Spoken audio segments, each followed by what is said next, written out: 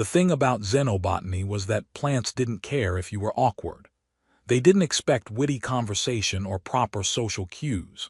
They just grew, photosynthesized, and occasionally died, despite your best efforts, which was honestly more straightforward than most human interactions Ethan had experienced.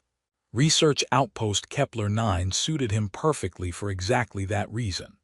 The facility perched on a plateau overlooking purple grasslands that rippled in wind patterns, Ethan still found mesmerizing after 8 months.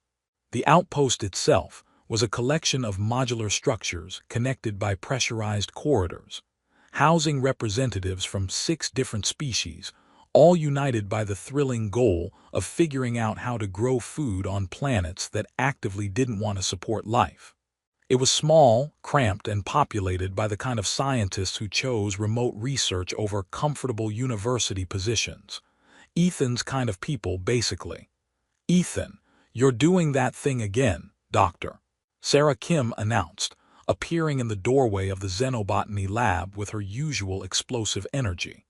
"The thing where you stare at plants and ignore meal breaks.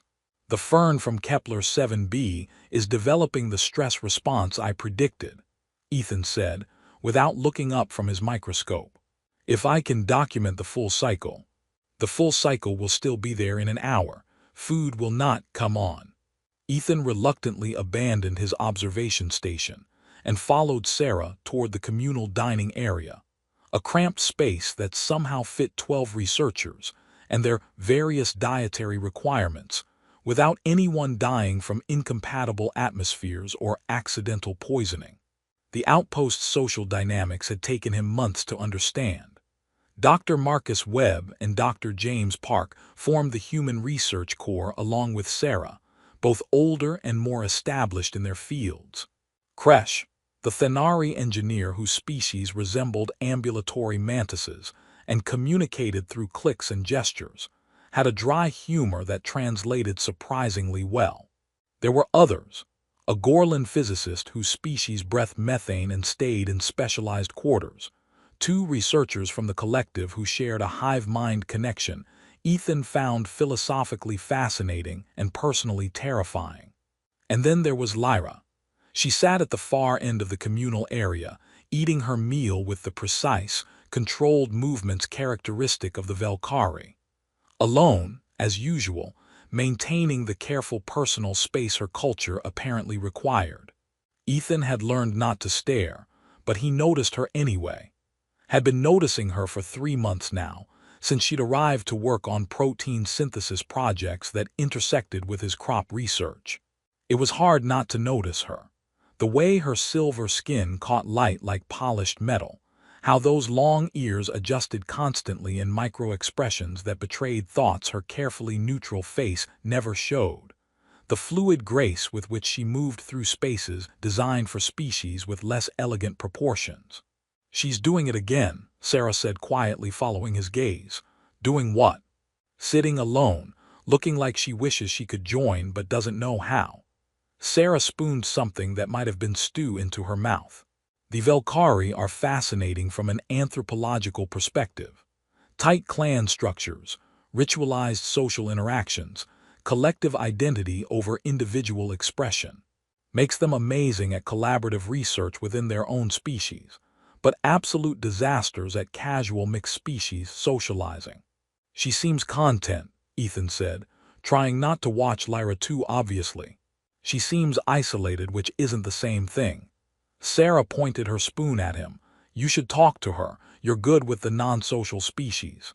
"I'm not good with anyone. I just don't pressure people to perform socially." "Exactly. Which makes you perfect for someone whose entire culture is built around avoiding individual attention." Sarah grinned.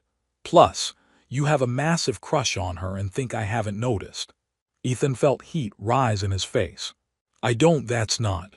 You stare at her during team meetings. You time your lab schedule to overlap with hers. Last week you spent 30 minutes explaining crop rotation to her when she asked one polite question. You like her." "She's a colleague, from a species I barely understand. It would be inappropriate to." "To what? Talk to her like a person." "Ethan, I'm not saying propose marriage. I'm saying you're both isolated people who happen to work in the same small facility. Maybe you'd enjoy each other's company if you actually attempted conversation beyond, please pass the spectroscope. Ethan risked another glance at Lyra. She was finishing her meal, her attention on a data tablet, her entire posture suggesting someone deliberately occupying their mind to avoid acknowledging the social activity around them. He understood that impulse intimately. What would I even talk about? He asked Sarah. I don't know plants, you're both scientists, start with work and see what happens. Sarah stood collecting her dishes. But do it soon, because I'm placing bets with Marcus about whether you'll work up the nerve before your contract ends in 6 months, and I'd like to win. She left before Ethan could protest that betting on his social life was both inappropriate and depressing, though he couldn't really argue with either point. The rest of the day passed in comfortable routine, data analysis, sample preparation, adjusting growth conditions in the environmental chambers where his experimental crops struggled to survive. The work was meditative, requiring focus that left no room for social anxiety or thoughts about silver-skinned researchers with expressive ears. Except he kept thinking about her anyway. Around 2100 local time, when most of the outpost had retired to quarters or relocated to the recreation area for whatever passed as downtime among scientists too obsessed with their work to have hobbies, Ethan returned to the lab to check on a timed observation. He found Lyra there, bent over a microscope in the protein synthesis station, her usual immaculate appearance slightly disheveled in ways that suggested she'd been working for hours without break. Ethan hesitated in the doorway. He could retreat, come back later, avoid the potential awkwardness of interrupting her work. But something about her posture, the exhaustion evident in the droop of her ears, the way she rubbed her eyes in a gesture that seemed almost human, made him pause. Sarah's words echoed, maybe you'd enjoy each other's company. Before he could talk himself out of it, Ethan moved to the small kitchenette area and prepared 2 cups of tea. The outpost stocked varieties compatible with multiple species biochemistries, a necessity when your research team couldn't share basic metabolic processes. He'd learned that Velkari could process most human beverages, and he'd seen Lyra accept tea during formal team meetings. He approached her station carefully, not wanting to startle her. Dr. Lyra. She looked up sharply, her ears snapping to attention. For a moment he saw genuine surprise in her expression, quickly schooled back to neutral politeness. Dr. Cole, I did not realize anyone else was still working. Late observation schedule, Ethan explained, offering one of the tea cups. I made extra if you'd like some. Lyra stared at the offered cup for a long moment, and Ethan became acutely aware he might have just committed some cultural faux pas he didn't understand. But then her hand reached out, careful, deliberate, and accepted the cup with both hands in a gesture that felt formal. Thank you, she said quietly. That is thoughtful. Ethan settled at his own workstation, close enough for comfortable conversation, but far enough to respect her personal space. They worked in silence for a while, the only sounds the hum of equipment and occasional scratch of stylus on data tablet. It was, Ethan thought, possibly the most comfortable he'd felt around another person in months. Eventually, Lyra spoke without looking up from her microscope. The protein synthesis is not proceeding as predicted. I have adjusted variables multiple times, but the yield remains inconsistent. Have you tried reducing the temperature by 2 degrees? Ethan suggested.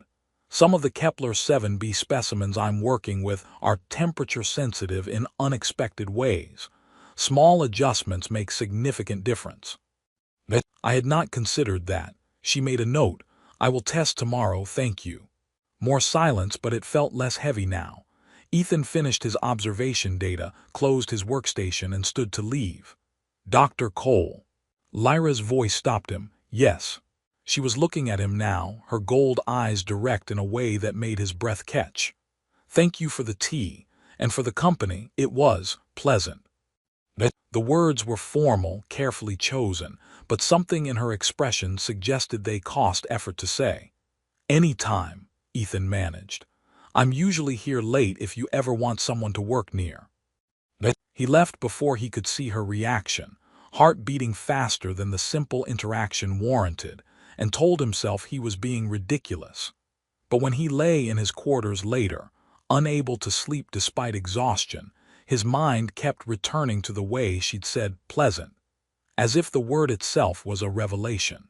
Ethan spent the next several days doing something he usually avoided: research into alien cultural practices. The Outpost's database held extensive information on the species represented in their facility, including detailed files on Velkari social structures that made his head hurt trying to understand. The Velkari, he learned, had evolved in underground clan networks where space was limited and conflict potentially fatal. Their entire society developed around collective harmony, elaborate protocols for every interaction, ritualized language that avoided individual emotion or opinion, social structures where the clan's needs superseded any individual's desires. Personal praise was effectively taboo.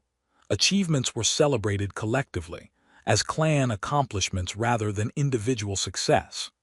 Commenting on someone's appearance was so rare it carried significant weight, acknowledging individual variance from group norms, drawing attention to personal qualities rather than collective identity. Ethan processed this information with growing understanding of why Lyra kept herself so separate from the Outpost's casual social dynamics.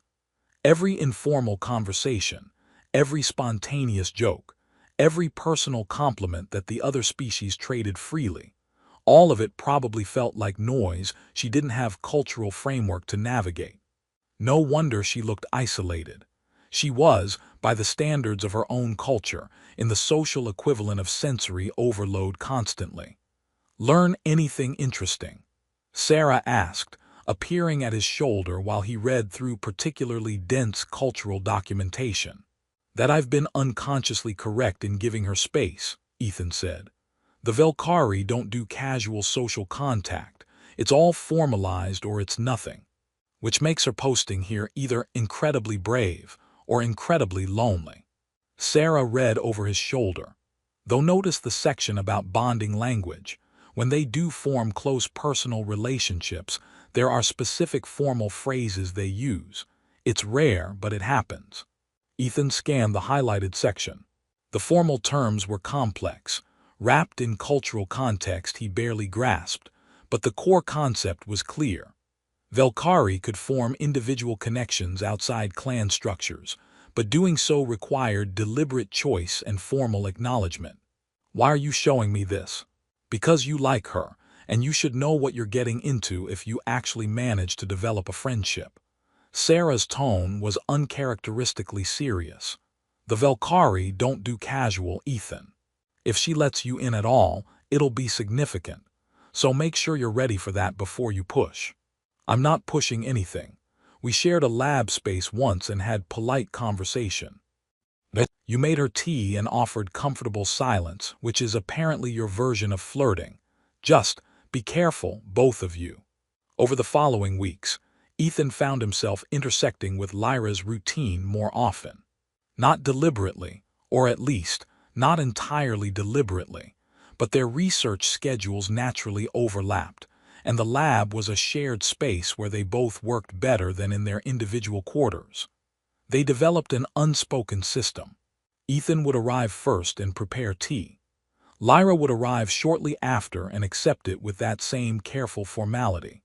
They'd work in comfortable silence, occasionally discussing research problems or sharing observations, conversations that stayed professional but felt less stiff as days passed.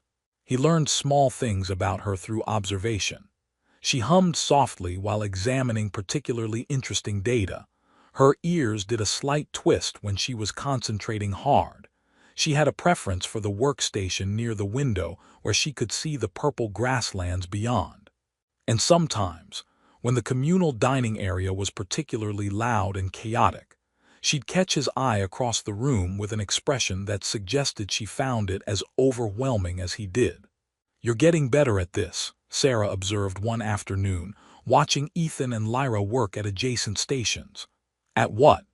"Not being completely terrified of human interaction. Or in this case, Velkari interaction." "But we're just working, it's not." "It's definitely something," Sarah interrupted. "She smiles at you. Actual smiles, not just polite facial positioning. Do you know how rare that is?" Ethan looked at where Lyra sat, focused on her microscope, her usual neutral expression giving nothing away.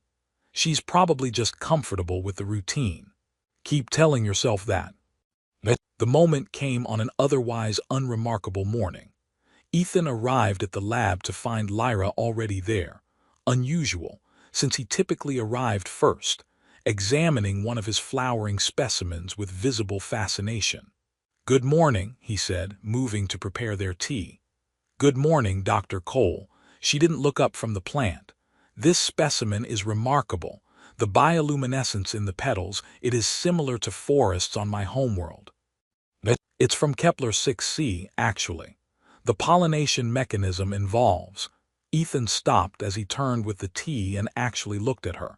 She was wearing different robes than usual.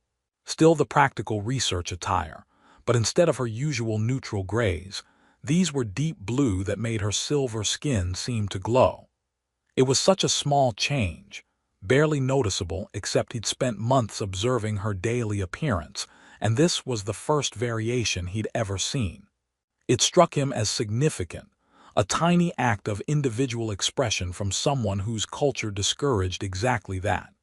"You look very pretty today," he said, the words emerging before his social anxiety could stop them. Lyra went absolutely still. Then her ears snapped to complete attention, her eyes widened. Her skin's luminescence flared so bright it was like someone had turned up her internal lighting. Color flooded her face, a deep blue-purple blush that spread from her cheeks down her neck, visible even against her silver complexion. She made a sound, not quite a gasp, more like someone who'd just been struck by something unexpected and overwhelming. Her hands flew up, covering her face in a gesture Ethan had never seen from any Velkari, and she stumbled backward until she hit the lab bench. She started, her voice tight and strange. I need to." Ethan realized with horror that other researchers had turned to look, drawn by Lyra's unprecedented reaction. The attention only seemed to make it worse. Her luminescence was flickering now. Her ears flattening against her head in what he'd learned was a Velkari distress signal. "Excuse me," she managed, and fled the lab with none of her usual grace, her hands still covering her face. The lab fell into shocked silence. "Oh shit," someone said. "What just happened?" Marcus asked, staring at the door Lyra had disappeared through. Ethan stood frozen, holding 2 cups of tea, his brain trying to process what had just occurred. He'd said something terrible, something wrong. He'd hurt her somehow, and he had no idea what or how or. Sarah appeared at his elbow, her expression cycling between concern and something that might have been fascination. "Ethan," she said carefully, "what exactly did you say to her?" I told her she looked pretty. Her robes are different today, blue instead of gray, and I thought," his voice cracked, "I don't know what I did wrong." Sarah pulled up her data tablet with urgent speed, fingers flying across the interface. "Oh my God, Ethan, do you have any idea what you just did?" "Apparently something terrible," Ethan said, setting down the tea with shaking hands. "I need to apologize." You need to calm down and listen to me for 1 second." Sarah grabbed his arm. "That wasn't anger, I don't even know what that was, but it definitely wasn't rejection." She ran away. She was clearly distressed. She was overwhelmed. There's a difference. Sarah was pulling up cultural files now, her expression growing more amazed by the second. "Ethan, in Velkari culture, personal compliments, especially about appearance, are considered incredibly intimate. Like reserved for family or bonded partners intimate. You basically just made what their culture would interpret as a significant romantic declaration." Ethan's stomach dropped. What? Look. Sarah showed him the documentation, highlighting passages about Velkari bonding language and cultural protocols around individual acknowledgement. Direct personal praise is rare. Commenting on someone's appearance is even rarer because it draws attention to individual variance from collective norms. When it does happen, it's either within close family clan or between bonded pairs. It's not casual. It's never casual. But I didn't know that. She looked nice and I said so. I know. And she knows you couldn't have understood the cultural weight. But that doesn't change what your words meant in her context. Sarah's expression was sympathetic now. You told her, in front of witnesses, that you see her as an individual worthy of personal attention and praise, that you notice her specific qualities and find them attractive. In her culture, that's not just flirting, that's making your intentions clear. Ethan sat down heavily, his head spinning. I created an international incident by being nice. You created an emotional crisis by accidentally hitting every button in her cultural programming about individual acknowledgement and personal bonds. Sarah squeezed his shoulder. But Ethan, her reaction wasn't anger. It was feeling too much, too fast, too publicly. She didn't know how to process it, so she fled. That's not the same as being offended. How do you know? Because I've spent 3 years studying cross-species emotional responses. And that was joy, surprise, and overwhelming emotion. If she were offended or insulted, her response would have been cold withdrawal, not. Sarah gestured vaguely. That. What do I do? You talk to her, explain what you meant. But also, and this is important, be honest about whether you actually meant it as more than casual compliment. Because if you did, you just accidentally initiated a courtship protocol that her species takes very seriously. And if you didn't, you need to clarify that before she interprets your words as deliberate declaration. Ethan thought about the past weeks. The comfortable silences, the tea ritual, the way he'd found himself organizing his schedule around her presence. The realization that he looked for her first when entering any shared space. That her rare smiles felt like victories, that the idea of his contract ending and leaving the outpost was painful primarily because it meant leaving her. I think I might have meant it, he said quietly. Sarah grinned. Then you definitely need to talk to her, because she just experienced the most significant personal acknowledgement probably of her entire life, and she has no idea if it was accident or intention. Don't leave her hanging. Finding Lyra was easier said than done. She didn't respond to messages, and her quarters were locked with privacy settings engaged.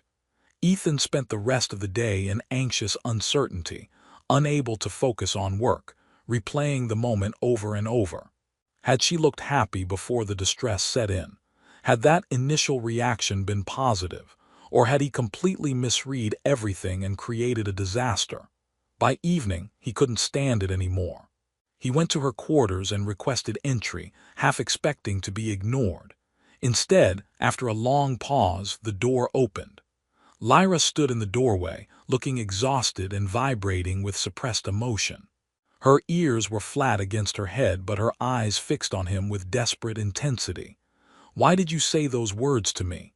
she asked without preamble, her voice tight with control. "What did you mean by them?"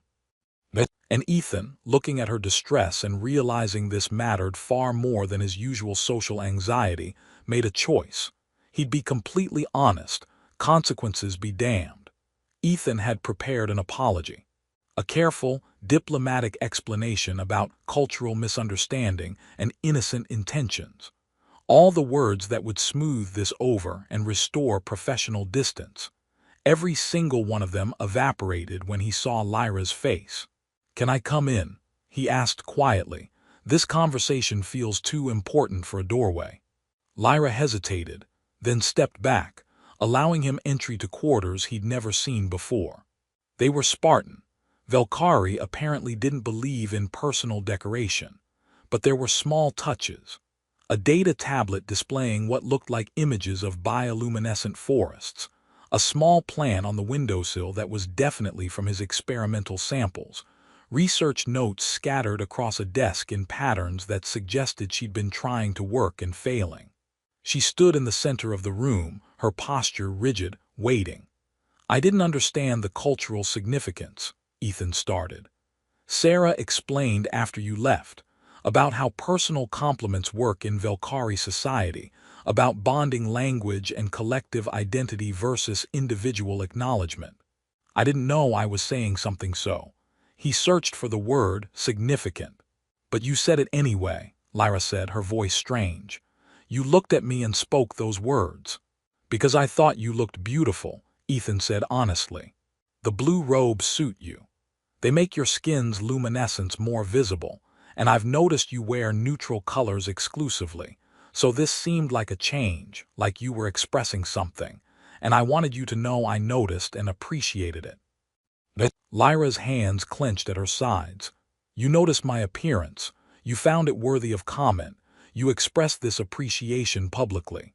Yes, Ethan said, then forced himself to continue. And I'm realizing now that I've been noticing you for months. How you move, how your ears express emotions your face doesn't show, how you hum when you're examining data. I've been organizing my schedule, romantic interest, but if I'm being completely honest, which seems important right now, I think I've been falling for you without fully admitting it to myself. Silence. Lyra stared at him, her luminescence flickering in patterns he couldn't interpret, her ears doing complex adjustments that might mean anything. You have romantic interest, she said finally. In me, specifically. Yes. I know it's probably inappropriate, given we're colleagues and different species, and I clearly don't understand your culture well enough to navigate this properly, but yes. That's why I said you looked pretty.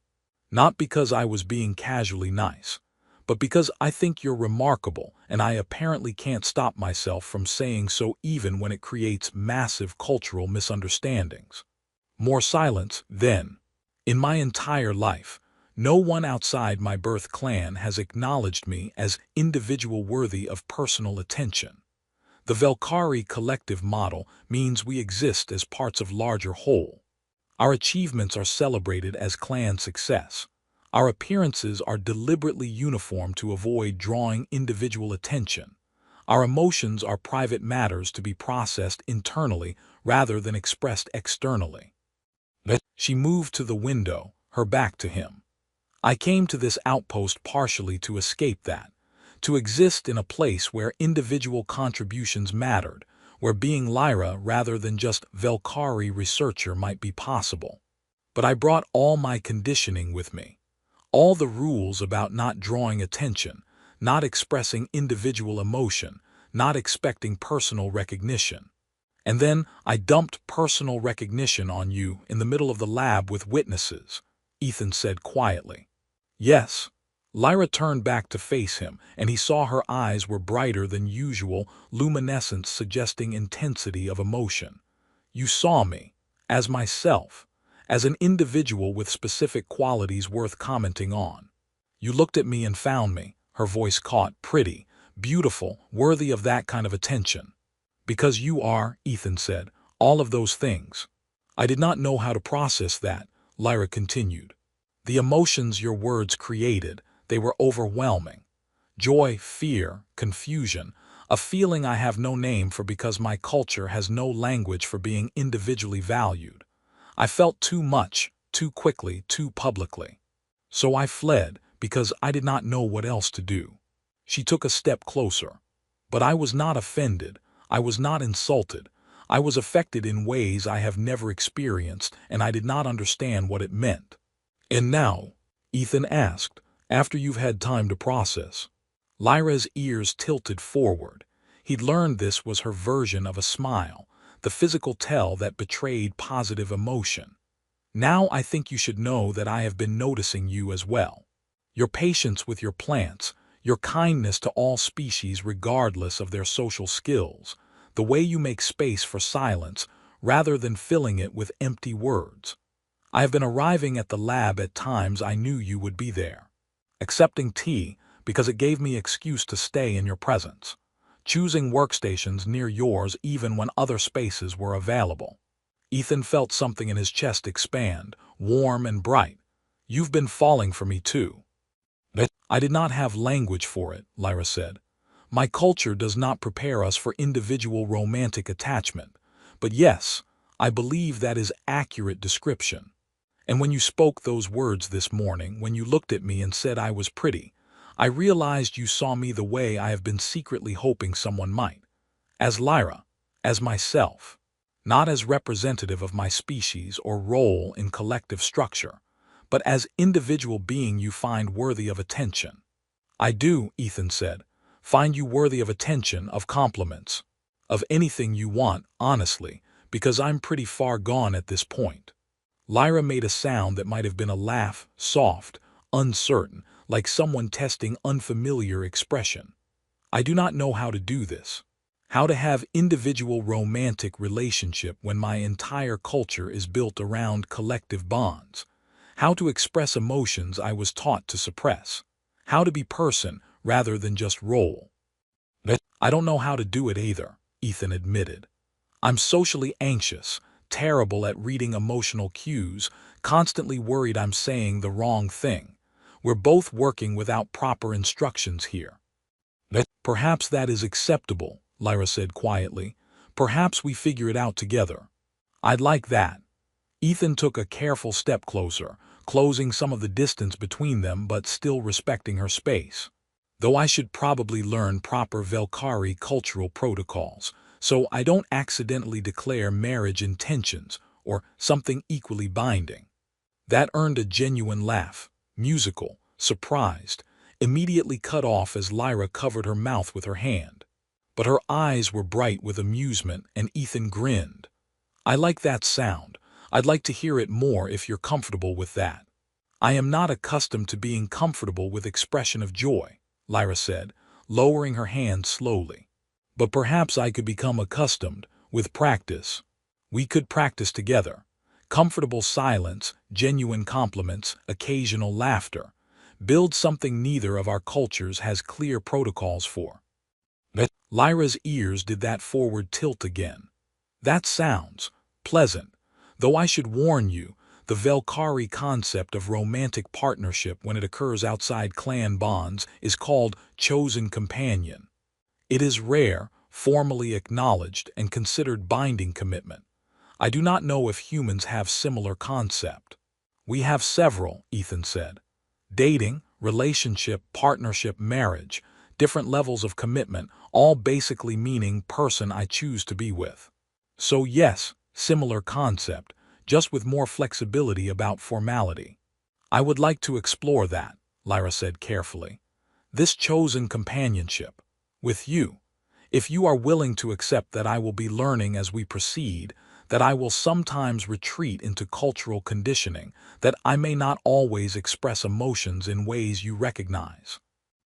I'm willing to accept all of that if you're willing to accept that I'm socially anxious, emotionally inarticulate, and will probably say awkward things at inopportune moments. Your awkwardness is part of what I value, Lyra said, and the earnestness in her voice made Ethan's heart do complicated things. You do not demand social performance. You allow people to exist as they are. This is gift, not flaw. They stood in silence for a moment, processing what they'd just agreed to. Then Lyra extended her hand, palm up, fingers slightly curved, a gesture Ethan didn't recognize but understood instinctively as invitation. He placed his hand in hers, their fingers intertwining, and watched her luminescence flare brighter at the contact. Is this okay? He asked. I don't want to push. This is better than okay, Lyra interrupted. This is first time I have initiated physical contact with someone outside my clan and felt only positive emotion. No anxiety about protocol breach, no fear of collective judgment, just. She paused, searching for words. Happiness. Simple, individual happiness at touching someone I choose. That's a good start, Ethan said, squeezing her hand gently. Yes, Lyra agreed, her ears tilting forward in that expression he was learning to treasure. It is very good start. They stood in her quarters, holding hands and figuring out how to build something unprecedented. And Ethan thought about the simple compliment that had started this. Words he almost didn't say, creating cascade of emotion neither of them expected. "For what it's worth," he said quietly, "I'm glad I told you that you looked pretty, even though I didn't understand the implications." "I am glad as well," Lyra said. "Your words overwhelmed me, but they also freed me. Gave me permission to feel things I had been suppressing, to want things I thought impossible." She looked at him directly. "You saw me as individual worthy of compliment. That is the most significant thing anyone has ever done for me." And Ethan, holding the hand of an alien woman whose culture had no template for individual romantic love, but who was choosing to try anyway, thought that maybe social awkwardness wasn't always a liability. Sometimes it meant you said the honest thing instead of the appropriate thing, and sometimes that made all the difference. The outpost adapted to their relationship with varying degrees of grace. Sarah took full credit for encouraging Ethan to actually communicate. Marcus made awkward attempts at congratulating them while clearly having no idea if that was culturally appropriate. And Kresh expressed the Thenari equivalent of "finally." The tension was becoming noticeable. The other Velkari researchers in nearby facilities apparently had opinions, transmitted through formal channels that Lyra received and largely ignored. The consensus seemed to be shocked that she'd formed individual bond outside clan structure, concern about cultural precedent, and grudging acknowledgement that technically she wasn't violating any specific protocols since she was on foreign posting and ancient provisions existed for choosing companions in isolated circumstances. "They are upset that I am happy," Lyra summarized after reading a particularly long message.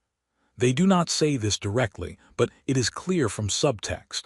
My choice to prioritize individual fulfillment over collective expectation makes them uncomfortable." "Do you care?" Ethan asked. They were in the lab together, their usual position now, working side by side with comfortable ease. "I care that they are distressed, but not enough to change my behavior." She looked at him, her ears tilting forward. "I have spent 34 years prioritizing collective over individual. I am choosing differently now." They built their relationship in small increments, both hyper-aware of cultural differences and committed to navigating them carefully. Ethan learned that Velkari didn't kiss. The gesture had no cultural equivalent, but that pressing foreheads together while maintaining eye contact was their version of intimate connection. That Lyra's luminescence responded to emotional state in ways she couldn't entirely control, creating a physical tell for feelings she'd been trained to hide. That she needed alone time to process social interactions, retreating to her quarters not because she was upset, but because her conditioning required mental space to integrate experiences. Lyra learned that humans needed more verbal affirmation than her species, that Ethan's social anxiety meant he sometimes needed reassurance that he hadn't overstepped, that physical touch was important to him in ways that didn't translate to Velkari norms, that she could ask for space without him interpreting it as rejection, could express needs without fear of collective judgment, could actually say, "I need time alone," without having to justify why. They had their moments of miscommunication. Times when Ethan interpreted Lyra's need for space as emotional withdrawal. Times when Lyra didn't realize Ethan needed verbal acknowledgement of their bond. But they worked through it, learning each other's languages, both literal and emotional. About 6 weeks into their official relationship, they were in the observation lounge late at night. Lyra curled against Ethan's side in a position that had taken her days to feel comfortable attempting. The physical intimacy was still new, still overwhelming for someone whose culture discouraged casual touch, but she discovered she craved it when the source was someone she'd chosen. "Tell me about your family," Ethan said quietly, his fingers tracing patterns on her arm that made her luminescence flicker pleasantly. Lyra was silent for a moment, processing. "My birth clan is large. 47 members across 4 generations, all living in connected underground habitat on Velkar Prime. I have 3 sibling equivalents, though we do not think of ourselves as individuals in the way humans do, more like parts of larger family unit. Do you miss them? Sometimes, but mostly I feel relief at the distance. She paused, testing how to articulate something she'd never said aloud. I was not good Velkari. I felt too much, wanted too much individual recognition, struggled to suppress emotions the way our culture requires. My clan loved me, but they also did not understand me. I think they are relieved I am here, where my difficulty with collective harmony cannot disrupt their structure. Their loss, Ethan said, you're extraordinary. Lyra's luminescence flared bright enough to light the room, and she pressed her forehead against his shoulder, overwhelmed by the compliment in the best way. You say such things easily. Because they're true, but they overwhelm me every time. She lifted her head to look at him. I do not think I will ever become accustomed to being individually praised. It affects me too deeply. Is that bad? No, she made the decision consciously, allowed herself to smile, full, genuine expression that she'd been trained to suppress. It is wonderful, overwhelming and wonderful. They sat in comfortable silence, watching stars through the observation window, and Lyra thought about the journey from lonely researcher to chosen companion, from suppressed individual to person allowed to feel. I need to tell you something, she said eventually. In my culture, there is a term for what we have developed. It does not translate perfectly, but closest human equivalent would be chosen companion or perhaps bonded individual. It means person selected from outside clan structure to walk beside you through life. Ethan's hand stilled on her arm. That sounds serious. It is, very serious. When Velkari form such bonds, it is considered permanent commitment, formally acknowledged by both parties and their respective clans. It is not casual experiment. She lifted her head to meet his eyes. I do not know if humans have similar concept or if I am moving too quickly by human standards, but I believe you have become this for me. And I wanted you to know. Ethan was quiet for a long moment and Lyra felt fear spike through her. Had she misread? Was he not ready? Was this too much? Then he smiled, the gentle expression that had first made her feel safe around him. We call it falling in love, or being in love, or sometimes just love, depending on context. It's the recognition that another person has become essential to your happiness, that you want to share your life with them. He reached up to cup her face gently. And yes, I feel it too. Have probably felt it since the moment you blushed at my compliment, and I realized you were capable of being overwhelmed by happiness. Lyra's luminescence brightened until she was practically glowing. You love me. Yes, Ethan said simply. I love you. I love your brilliant mind, your quiet strength, the way you're learning to let yourself feel emotions your culture trained you to hide. I love that you chose me specifically out of all possible companions. And I'm in this for as long as you want me. Forever is acceptable timeline, Lyra said, her voice shaking. If that is agreeable to you. Forever works for me. She kissed him then. Not a Velkari gesture, but a human one she'd been curious about, and found she liked it, the physical expression of emotion that her species had no equivalent for. When they broke apart, she was definitely crying, bioluminescent tears tracking down her face, and she found she didn't care who saw or what it meant by Velkari standards. She was happy. Individually, personally, overwhelmingly happy, and that mattered more than any collective protocol. The next morning, they returned to the lab together, no longer hiding their connection but not announcing it either.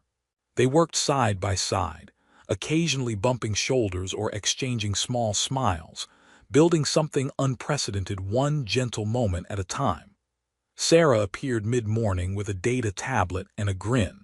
I'm updating the facility reports on successful human-alien collaboration. Need to note that Dr. Cole's research productivity increased 40% since forming working partnership with Dr. Lyra, and that her protein synthesis breakthrough last week came after consultation with him. Also documenting that cross-species emotional bonds facilitate research cooperation. You're putting our relationship in official reports, Ethan asked, amused. I'm documenting that emotional connection creates better science, which happens to be true. Sarah's grin widened. Also, you're both adorable, and I'm taking full credit for encouraging you to actually talk to her, instead of just making tea and hoping she'd read your mind. Your contribution is noted, Lyra said with that small smile that lit up her whole face. Thank you, I accept my award for best wingman in the research community. Sarah looked at them both, her expression softening. Seriously though, I'm happy for you, both of you. You're building something really special here. After she left, Ethan and Lyra returned to their work. But when another researcher, Dr. Park, made a casual comment about Lyra looking particularly radiant today, Ethan responded clearly. She does, doesn't she? And Lyra blushed, that overwhelming, full-body reaction that turned her luminescence brilliant and colored her face deep purple-blue. But this time she didn't flee. She squeezed Ethan's hand under the lab bench and smiled, choosing to let her joy show, choosing to be seen as individual worthy of compliment and love. Yes, she said softly, her voice carrying confidence she'd never felt before. I am having very good day. Sarah, observing from her own workstation, made a note in her personal log. Successful integration of Valkyrie researcher into mixed-species social environment achieved through patient companionship and genuine emotional connection. Dr. Cole's approach, treating her as individual rather than cultural representative, providing safe space for emotional expression, offering compliments without expectation, created breakthrough in cross-species relationship dynamics. Also, they're incredibly cute together, and I was absolutely right about encouraging this. Recommend further study of human Valkyrie bonds.